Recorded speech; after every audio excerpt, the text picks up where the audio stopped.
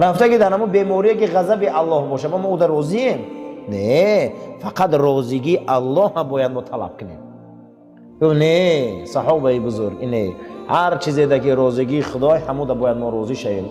خیلی وقتی که راضیگی الله در زندانی ما باشه خیلی گپ نه، ما راضییم. راضیگی الله از دست دادن فرزند باشه ما راضییم. راضیگی الله در بیماری ما بوده ما راضییم. راضیگی الله در نابودی ما باشه ما راضییم. انامینه اینا میگن تسلیم امر به سوی خدا. هر انسان باید تسلیم امر داشته باشه، هر یک امر دا تسلیم شویم.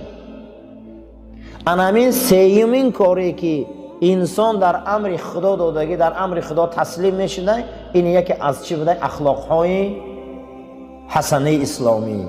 باید انسان تسلیم شود. امیرالمومنین فاروق اعظم وقتی در نماز بامداد حضرت خنجر میخورند، بعد از آن امر میکنند که تا نماز عصر خلیفتون یاوه